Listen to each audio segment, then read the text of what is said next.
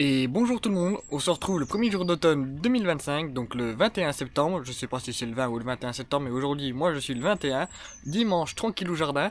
Donc là ça va être les derniers semis pour ma part de cette année, de cette saison 2025, enfin peut-être que je leur ferai une petite tournée de salade en décembre, mais on va voir ce qu'on va faire aujourd'hui. Mais juste avant, je voulais vous faire montrer là derrière les choux et choux chinois, tout ça, quand même bien poussé, ainsi que les haricots, les petits pois, c'est pareil, ça pousse à une vitesse grand V, et tant mieux hein. Donc voici les paquets de graines que je vais utiliser aujourd'hui, donc que ce soit le radis, les épinards. J'ai 10 mesclins asiatiques, très bonne, ça je vous recommande vraiment en salade, c'est super bon. Bon, j'ai de la laitue, batavia verte, batavia rouge, le classique.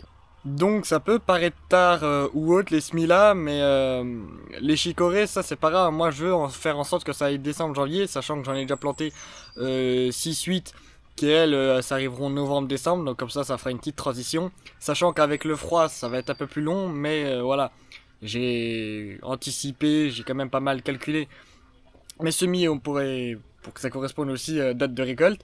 Les Batavia c'est pareil, ça va pousser un peu plus lentement. Mais là je vais faire un peu en gros paquet, puisque l'hiver les plantes poussent très lentement. Et en fait si c'est bien protégé, vu que c'est ce qu'il faut, que c'est en plus c'est sous serre, je m'inquiète pas là-dessus. Et ça permettra de faire vraiment les récoltes étalées, on va dire de 1er décembre jusqu'à fin février, avant que je refasse on va dire des semis, surtout pour le printemps. Donc dans l'idée, ici, j'avais semé une ligne d'haricots, ça remonte à facilement 15 jours, 3 semaines, facilement. Sauf que ça n'a pas pris, il y a quelques endroits, il y avait quelques plants, mais ça je les ai remis là-bas avec les autres. Bon bah tant pis, ça fera un petit peu de mélange, mais c'est pas grave. Et on va aller voir. Là ici j'avais pas mal d'haricots, j'ai fait à la grelinette pour les déterrer plus facilement sans abîmer les racines. Du coup j'ai gratté le sol, sauf que j'ai mon outil qui s'est pété pour préparer le sol bien évidemment, sinon c'est pas drôle. Outil si présent, voilà. Bon bah c'est comme ça, c'était un vieux bois. Après c'est vrai que j'ai un peu tendance à laisser tout le temps dehors. Attention, c'est pas forcément exposé à la pluie, mais avec le soleil etc. Voilà, enfin dehors, c'est dans les serres, mais voilà, le bois travaille quand même. Donc dans l'idée, ici, bon, j'avais gratté à la grelinette, j'ai pu faire cette surface-là, mais j'avais comme idée, c'était, je compte 8 poteaux à chaque fois. 1, 2, 3, 4, 5, 6, 7, 8. Généralement, je fais toujours, quand j'ai des semis comme ça, c'est moitié d'une variété, l'autre moitié de l'autre. Et là, ce que je voulais faire, c'était moitié en épinards et faire moitié en travail du sol un peu classique et l'autre moitié en autre travail du sol pour voir l'efficacité des épinards. Bon, du coup, il y a un entrepoteau qui est travaillé classiquement et 3 entrepoteaux qui seront faits euh, en test, quoi. Et ça, c'est pas grave, je vais le gratter quand même un petit coup avec la petite griffe que j'utilise pour le désherbage. Mais ça va le faire, je ne m'inquiète pas que voilà, la nature se débrouille quand même pas mal. Donc là, en gros, pour vous montrer, ça va donner ça, quoi. Je vais venir travailler ça comme ça. Sauf que tenir la caméra, c'est pas pratique. Du coup, je vous reprends une fois que j'ai fait tout ça. Donc voilà. J'ai gratté toute ma ligne. J'ai mis 2 minutes à la main. Donc voilà, j'utilise pas la motomineuse pour ça. Sachant que je fais en sorte d'utiliser de moins en moins la motomineuse. Là, c'est pareil, j'ai gratté vraiment sur les 2-3 premiers centimètres. De toute façon, l'outil me permet pas de gratter plus profond. Et surtout que ça ne sert strictement à rien. Le but c'est vraiment de faire un lit de semence, poser la graine vraiment le plus en surface possible, qu'elle démarre tout de suite. Et après la plante se débrouille par elle-même, sachant que le sol il est quand même super propre, super aéré. Sachant que j'ai fait que 2 arrosages depuis la plantation et on voit que c'est super frais. Donc les racines vont aller parfaitement dans le sol en profondeur. Sachant que le sorgho que j'avais fait en couvert a fait un bon travail du sol et un bon système racinaire, du coup des galeries pour les futures racines des légumes. Donc là, le sillon, je m'embête pas avec des outils, je le fais à la main, bon ça me fait me baisser, c'est pas pratique pour le dos, mais ça le fait, et de toute façon, ça me prend quelques minutes, c'est pas ça qui va me tuer. Voilà, mon sillon, il est créé, bon, je suis pas forcément des plus droits, mais le but c'est de faire en sorte de garder 30-40 cm, parce que le chou, lui, il va pousser, d'avoir de la place pour ramasser les petits pois, sachant que les épinards ils vont quand même prendre un peu de volume. Ça fait un peu une culture semi-densifiée, c'est pas densifié à fond, mais ça permet aussi de mieux entretenir. Sachant qu'on est sous serre, que ça va arriver l'hiver, faut aussi prendre en compte que potentiellement si vraiment il arrive des gros froids comme peut se faire dans la région, bon de moins en moins, mais que je puisse venir mettre une toile d'hivernage facilement et rapidement. Là je mets des petites graines, bon je m'occupe pas forcément de la densité, je vais faire la moitié de ma serre, de toute façon j'y suis quasiment, j'ai déjà fait toute la ligne. Donc ces variétés géants d'hiver mes épinards, voilà pour ceux qui se demandent. Le paquet J, bon c'est pas de la graine bio, c'était de la graine, ça fait déjà quelques années que je les avais achetés. Bon, ça fait le même rendu, hein, et le principal c'est que ça soit local, que ça pousse dans notre jardin, et qu'on mange de bons légumes, tout simplement.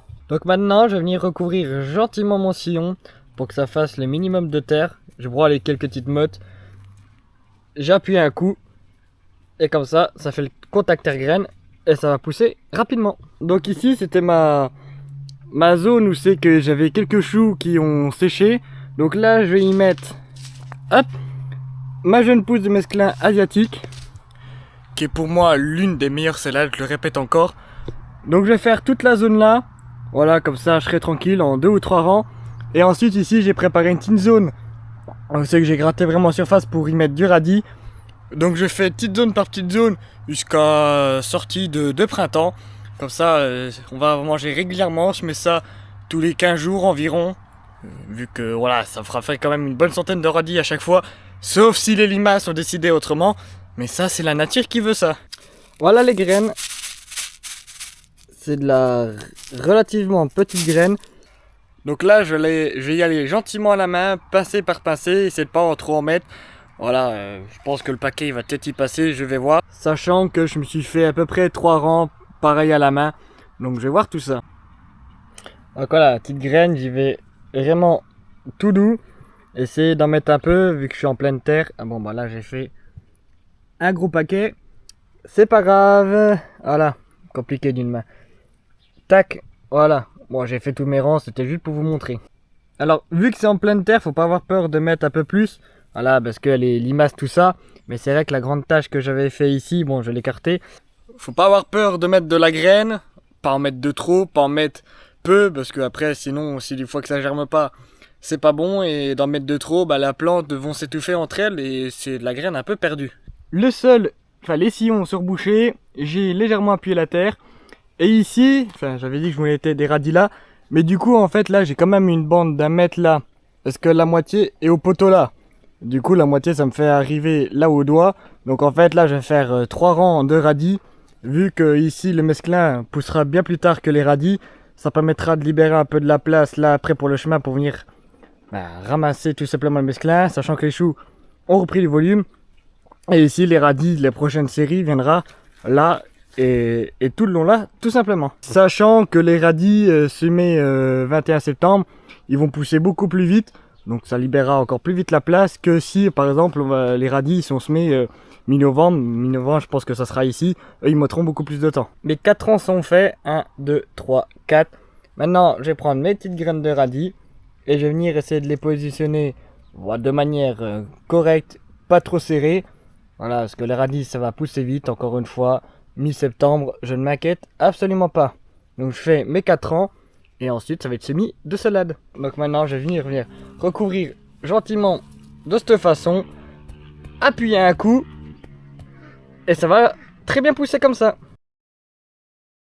Je reprends dans ma serre à plan, la serre à plan qui a pris un peu tarif cette saison, tout simplement parce qu'ici j'ai mon poteau principal qui s'est affaissé. Voilà, bon, j'avais mal scellé, mais c'est pas grave, de toute façon je vais refaire une.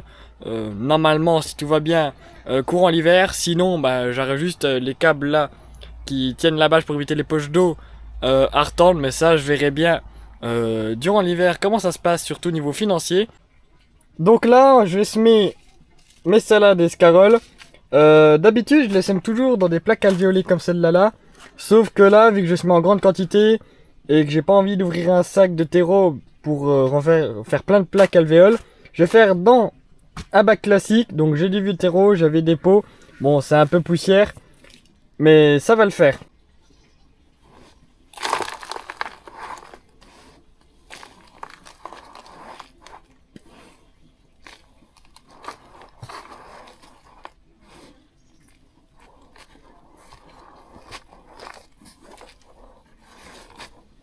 Donc voilà, j'ai rempli mon bac, j'ai mis qu'à la moitié du bac. Ça fait une petite épaisseur, mais c'est bien assez pour faire germer les graines.